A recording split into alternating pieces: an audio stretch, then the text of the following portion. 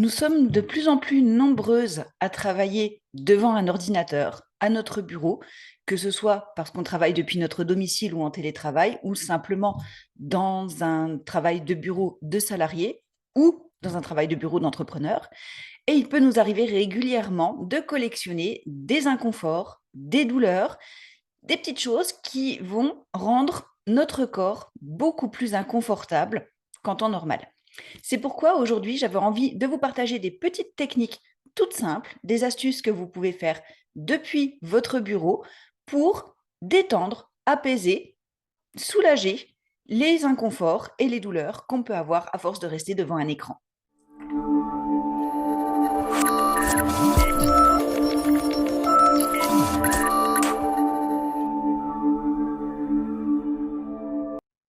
Quand on travaille devant son écran, on a souvent la même position pendant plusieurs heures d'affilée et on ne pense pas toujours à la modifier, justement, pour pouvoir stimuler, bouger, mobiliser nos muscles, entre autres des épaules. La première chose à savoir, c'est que votre posture au niveau de votre assise va être très, très, très importante. On a tendance à mettre notre chaise relativement haute de manière à pouvoir être en face de notre écran, mais en fait, de plus en plus souvent, on travaille avec des ordinateurs portables, l'écran étant plus bas, et ça va entraîner cette position-là au niveau de la nuque et des tensions au niveau de la nuque. Deuxième problématique d'une chaise relativement haute, on n'a pas forcément les pieds bien à plat par terre. Troisième problématique, ça peut avoir un impact sur notre périnée et sur le côté jambes lourdes et circulation veineuse pour les personnes qui sont un peu sensibles. Donc, une recommandation, mettez votre fauteuil le plus bas possible au niveau de son assise, histoire d'avoir une assise, ce qu'on appelle à l'égyptienne. C'est quoi une assise à l'égyptienne? C'est d'avoir un angle droit entre le dos et les hanches et un angle droit entre les hanches et les genoux, un angle droit au niveau des chevilles, donc entre les mollets et les pieds. On peut même éventuellement rajouter un petit marchepied, quelque chose qui va surélever légèrement les pieds de manière à avoir les genoux un tout petit peu plus haut que les hanches pour améliorer notre posture. Qu'est-ce que ça va faire? Ça va nous permettre de basculer légèrement notre bassin, donc d'ouvrir le bassin au niveau circulatoire, d'avoir un meilleur retour veineux, donc une aide contre les jambes lourdes.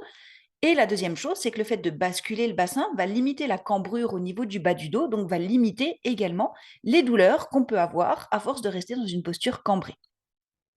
Ce qu'on peut éventuellement faire régulièrement, ça va être des étirements.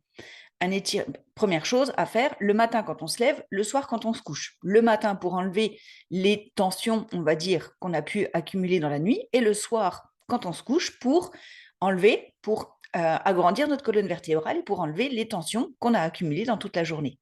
Mais en cours de journée, c'est intéressant aussi, puisqu'on va pouvoir justement apaiser ces tensions.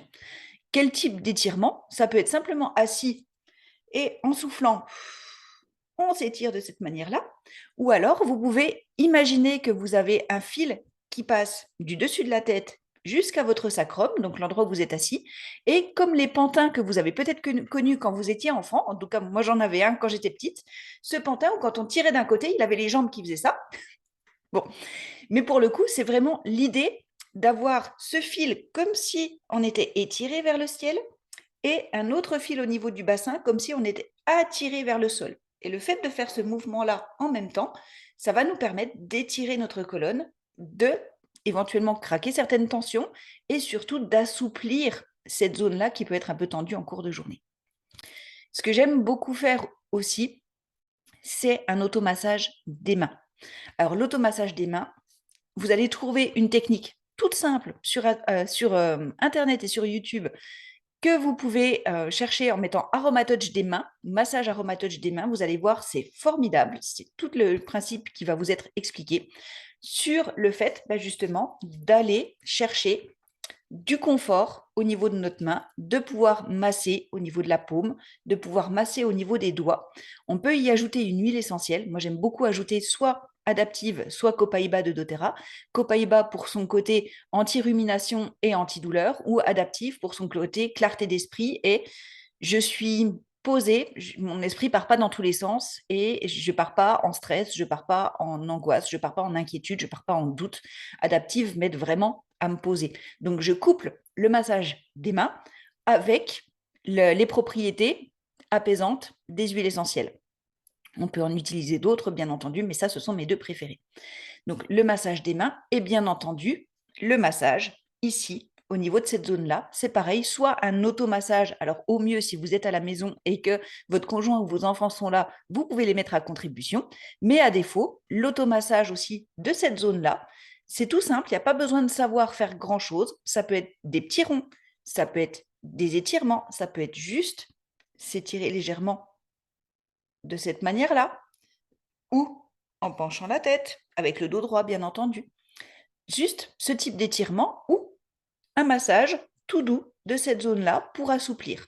Moi, j'aime beaucoup aussi utiliser le mélange Aromatouch de doTERRA ou le mélange Deep Blue, parce que Deep Blue va avoir un effet antidouleur et Aromatouch va avoir un effet, je vais dire, relaxant, apaisant au niveau des muscles. Après, bien entendu, on peut utiliser de la lavande qui a des propriétés justement anti-crampes et antidouleurs. On peut utiliser d'autres huiles essentielles qui vont être apaisantes, aussi bien pour l'esprit que pour les muscles, et ça va nous permettre d'avoir ce confort en cours de journée et du coup de se sentir beaucoup mieux avec moins l'impression d'être tout rouillé et d'avoir besoin de se dérouiller le matin quand on se lève. J'espère que ça vous aura été utile. N'hésitez pas à mettre vos trucs et vos astuces en commentaire sous la vidéo. Et moi, je vous dis à très très bientôt pour de nouvelles astuces. Bye bye!